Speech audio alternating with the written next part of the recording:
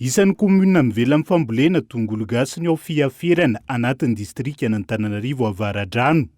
Raha manodidina 5 taonina ny vokatra mivoaka avy ao an-toerana isan-taona. Latsaky ny 2 taonina no azo tao anatin'ny 5 taonina ny fanesy. Olana ny tsy fampihindra ny vokatra ny fiovaovan'ny toetrandro. Ny aratsany koa ny kalitaon'ny vokatra manoloana io hoy ny mpamboly.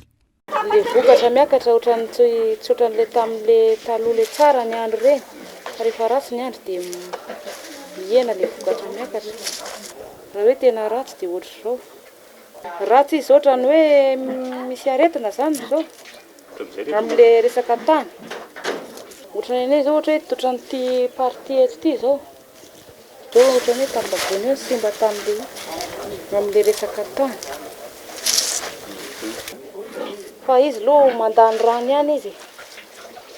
Ndraindray sarotra satria misy ary ny olona miady mihitsy amin'le rano. Amin'le tsy dia misy izao izy maina izao ny tany amin'izao dia tsy dia misy rano. Manomboka tsy risika amin'ny fambolena tongolo gasy ny tantsahany an-toerana amin'izao fotoana izao. Volomary famadika ho vola ihany koa no efa tsy ataon'ny tantsaha noho ny fahasahiranana ateraka ny tsy fampindrano, vokatra izay fiovaovan'ny toetrandro izay. Manomboka mitombo ny fotoana iainan'ny tantsaha ny fahasahiranana ara-pivelomana, indrindra ny ara-tsakafo anatin'ny komuna fiaferana manoloana io.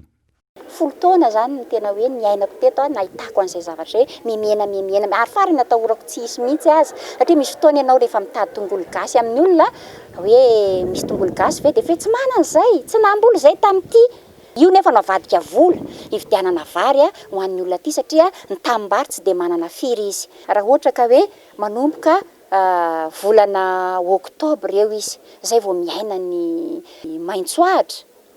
Dia amin'izao zany any amin'ny volana Jolay dia efa manomboka nefa zany tokony fiakaran'ny vokatra an'izany olona dia efa manomboka miasahirana. Isan'ny tetika siray manampy ny tantsaha anatin'ny faritra Analamanga amin'ny fijerenan'ny fiantraikan'ny fiovaovan'ny toetrandro amin'ny fambolena ny farm.